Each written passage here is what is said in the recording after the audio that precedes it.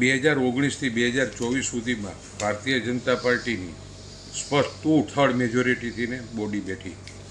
એ પછી સતત એક ધારી કામગીરી, કારણ કે ધીરુભાઈ ગોહેલ બેઠા અને એના પછીની જે આપણા ગીતાબેન પરમાર બેઠા મેયર તરીકે, અત્યારે હું પણ ડેપ્યુટી મેયર તરીકે છું.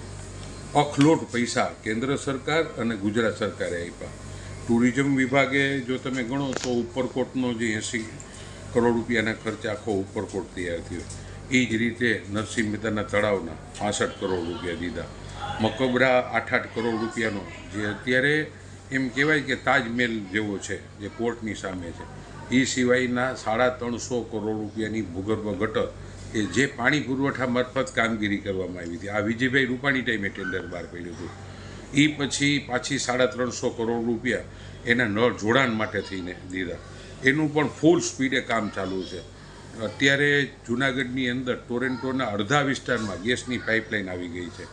ભૂગર્ભ ગટરના કામ ઝાંઝેડા રોડ જો કે જોશીપરા રોડ જો, બધી જગ્યાએ પૂરા થઈ ગયા. ગાંધીગ્રામથી માંડીને અમુક વિસ્તારની અંદર હજી બાકી છે. પછી તમે જો ઓમ ગણવા જાઓ તો આજે જ્યારે આ રોપવે બન્યો ત્યારે મોદી સાહેબે અને ઇવન વિજયભાઈ રૂપાણીના હાથે એનું ઓપનિંગ કરવામાં આવ્યું હતું. આનંદીબેન ટાઈમે 500 કરોડ રૂપિયાના ખર્ચે આખા એશિયાની મોટી મેડિકલ હોસ્પિટલ અને નરસિંહ મહેતા યુનિવર્સિટીની કામગીરી થઈ. એટલે સરકારે પેટ ભરીને પૈસા દીધા. ને બીજું, જ્યાં મેજોરિટી અમારા જે કામ થયા જ ને એ જમીનની અંદરના થયા છે. હવે જો તમે જૂનાગઢનો એક પણ રોડ તમને નબળો નહીં જોવા મળે. જેટલા પણ હાઈવે રોડ ગણો, જેટલા પણ મોટા અને અંદરના વિસ્તારનો હમણાં જ 248 કરોડ રૂપિયાના ખર્ચે કામ જે ટેન્ડર બહાર પાડો. અમે ચૂંટણી પહેલાં, લોકસભાની ચૂંટણીમાં આચારસંહિતા લાગે એના પહેલાં રાતને દિવસ કમિશનર અને બધા અધિકારીઓ અને પદાધિકારીઓ થઈ અને 248 કરોડ રૂપિયાના ટેન્ડર પણ બહાર પડી ગયા, વર્ક ઓર્ડર પણ દેવાઈ ગયા. અને અત્યારે મેજોરિટી વિસ્તારમાં, અંદરના વિસ્તારમાં બધે કામ ચાલુ છે. હમણાં જ સરકારે જે 34 કરોડ રૂપિયા આપ્યા, એ 34 કરોડ જૂનાગઢ શહેરના 15 વોર્ડમાં વાપરવાના. એટલે એમાં અમે એવું કરીએ, 4 કોર્પોરેટરો કામ સૂચવવાના, બધાના ભાગમાં માની લે 1.5-2 કરોડ રૂપિયા સૂચવવાના આવે તો એ સૂચવવાના. એટલે પેટ ફાટી જાય એવડા કામ થયા. એમાં પણ 2 વર્ષ કોરોનાનો નીડો ધીરુભાઈ ટાઈમે, પણ છતાં પણ રાજ્ય અને કેન્દ્રની સરકારે જબરજસ્ત રીતે જૂનાગઢ, આ તો આપણી ભૂમિ, દત્ત દાતાર અને ગિરનારની આ ભૂમિ છે. અને આ ભૂમિની અંદર જબરજસ્ત વાઇબ્રેશન, ઇવન મોદી સાહેબને પણ આ બાજુનું ખેંચાણ. અને જેટલા પણ મુખ્યમંત્રી આવ્યા, હું કહું વિજયભાઈ રૂપાણી, આનંદીબેન પટેલ અને ભૂપેન્દ્રભાઈ પટેલે જૂનાગઢ પ્રત્યે એક અનોખો પ્રેમ છે. ટોટલ 1500 કરોડના કામમાંથી ને ટોટલ સમજો ને 1100 કામ હતા, એમાંથી 650 કે 700 કામ પૂરા થઈ ગયા છે. અને બાકીના કામ બધા રનિંગ છે. સુમેર ટ્રીટેડ પ્લાન્ટ જોઈ લો, એક વસ્તુ તમને ગણાવું ને તો ટોટલ લગભગ 15 મોટી યોજનાઓના કામ અલગ ગ્રાન્ટ આવી.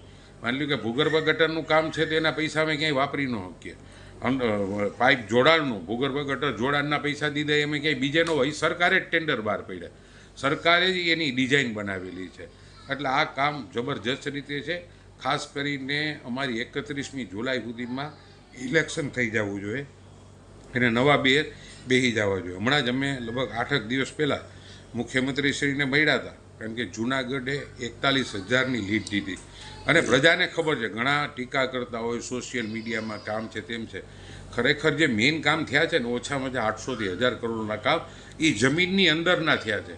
અમને પણ ખબર છે કે તકલીફ પડે, પણ જ્યાં સુધી તમે 10 ફૂટ ખોદીને એને ભૂગર્ભ ગટરનો પાઇપ નાખો, ટોરેન્ટોની લાઇન 10 ફૂટ અંદર નાખો, તો રોડ તો ખોદવો જ પડે. પણ અત્યારે બધા રોડ જેટલા કામ થયા ત્યાં રોડ બની પણ ગયા અને નવા રોડના કામ પણ ચાલુ છે. હજી આ 34 કરોડનું કામ પણ હવે અમે ટેન્ડરિંગ કરશું બધા કોર્પોરેટ. પણ ખાસ મેઇન વાત એ છે કે ચૂંટણી ટાઈમે જ થવાની છે. 31મી જુલાઈએ મેયર બેસી જાય, 5-15 દિવસમાં એનું જાહેરનામું બહાર પડશે. ચૂંટણીનું ફોર્મ ભરવાની તારીખ, ફોર્મ ખેંચવાની તારીખ.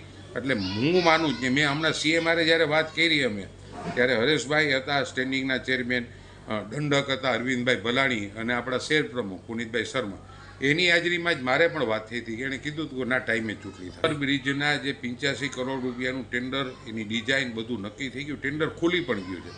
અમે આ વખતે સાહેબને પણ કીધું કે સાહેબ અમારે ખાતમુહૂર્ત તમારા હાથે કરાવવું. એટલે એણે અમારા શહેર પ્રમુખને કીધું હતું કે સારું, હું ટાઈમ જોઈને નક્કી કરીને તમને કહીશ.